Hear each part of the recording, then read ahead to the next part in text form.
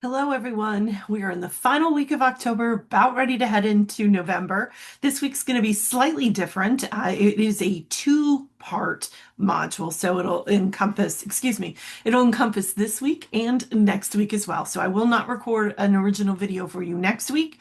Do pay attention to announcements in those weeks where I don't record a video. That may be a place where I put information out where I see certain students are consistently struggling in one area to say, hey, for the greater good, here's some information you need to know. So that's where information will go out if I need to over these 2 weeks for this module. So let's get started. I'm going to share my screen. And as always, I am back in Blackboard. I'm looking at weeks 11 and 12. And in the weekly overview, there's a few things I want to clue you into. There's a snapshot of the assignment you're doing. It's kind of like a checklist to make sure that before you submit by November 9th, that you're making sure to do exactly what this assignment is asking you to do. Remember, there's not a time for revision, so it's important that we get this right the first time out. And that means asking questions along the way. So email me if you have questions and things aren't clear. I'm happy to help with it. Many of the questions that I'm asked through email, to be honest, are in this video. So I do suggest that you go back and make notes as you watch this, not just simply be passive and allow it to play. I get it. I have to watch videos too, and sometimes I'm like, I know this information or I can figure it out. But there's going to be some pieces I'm going to specifically give you for this one that I want to make sure that you're aware of. So take notes as you watch the rest of this information. At the bottom of the weekly snapshot, you see a watch how to create an annotated bibliography. This series of videos by this YouTuber is really, really helpful for those of us that are doing research. This one is bite-sized. It just gives you a brief overview of what MLA should look like in connection with an annotated bibliography.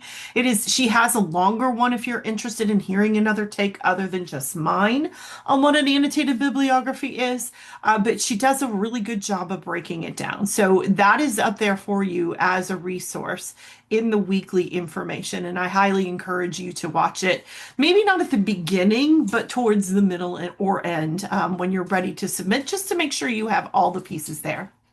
The next link you see is the assignment guidelines, and then you will submit your annotated bibliography here. So let's get into these assignment guidelines. On the left is the full essay overview. I provide this not because the full essay is due, although I've received several emails about it, and I'm clearly saying to you, it is there so you know what you're doing. What is the big picture goal of Portfolio 3? We finished step 1 last week. This week and next is all about step 2, completing our research portion. You need to have 6 sources total. You already had 3 in the Portfolio 2 periods, so we've got half of the research. We need to add 3 more resources to the mix, and then to put those into an annotated bibliography form with all 6 sources. All right, so that's where we are for these 2 weeks. Now, let's view this assignment, annotated bibliography, full screen so we understand what it is that we're expected to do. So for each of your source, for each one, not overall, for each source, you are going to follow these steps. There are 5 steps to add an annotation to your citation. You start first with that citation. Here is my source in MLA format. Remember, MLA requires everything to be in alphabetical order. So I need to see that you understand that structure of MLA. Once you have the citation, then you write your annotation. And the annotation is what type of source is it? Identify it. Is it an article? Is it a book? Is it a chapter? Not a book. It cannot. There's no way you've read a book this entire semester on one of these topics, unless it's something you've read in the past. Website you pulled it from.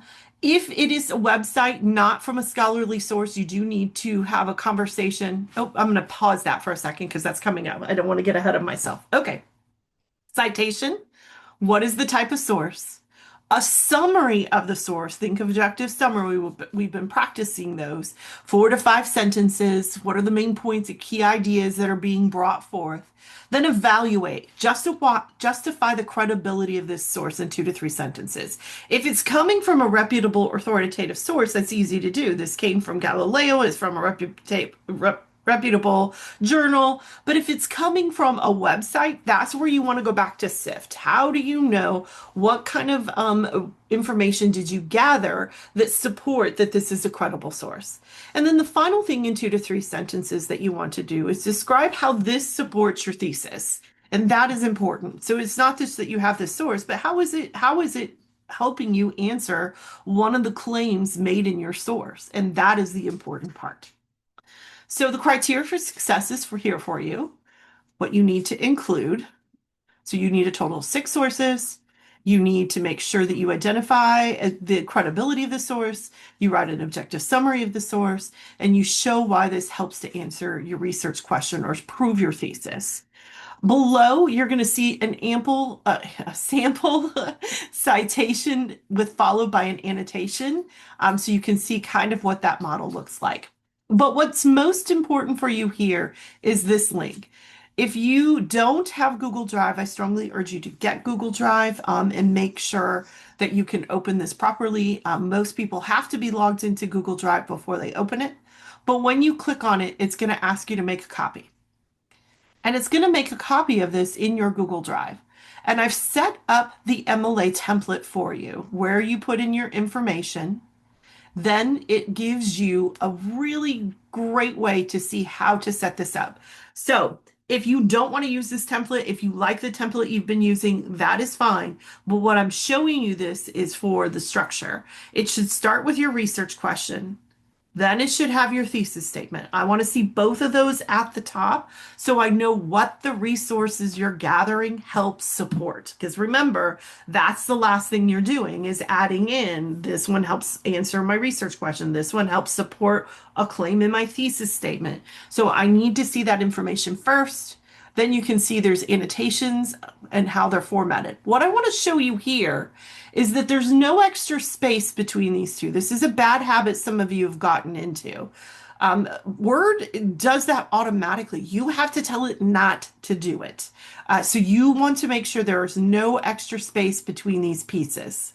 Then you want to make sure that you use something called a hanging indent. A lot of you are also not using this. The only thing that should be to the left is the name or the first word entry of your citation. Everything else should be underneath in a hanging indent. If you don't know what a hanging indent is, let's pull up Word. If you don't know what a hanging indent is, when you highlight things like this, I'm in Google Drive, so it's going to be a little bit different. And I go to Format, and I go to Indent. I need to choose indent option, and I need to choose hanging, and I need to tell it that I needed a 0.5 over. That's in Google Drive. In Word, the way it looks is that you go up to, it's up in this area here where you've got this and it's about spacing.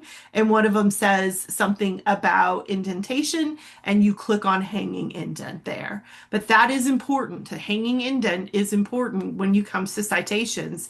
And in this form, in an annotated citation, it's incredibly important to make sure all of your annotations are below.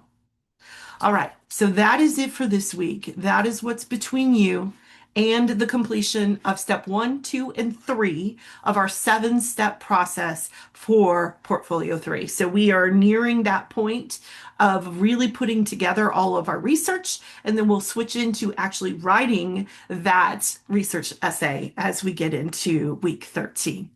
Have a great 2 weeks. If you need me, I am on email. I'm happy to help. Happy learning.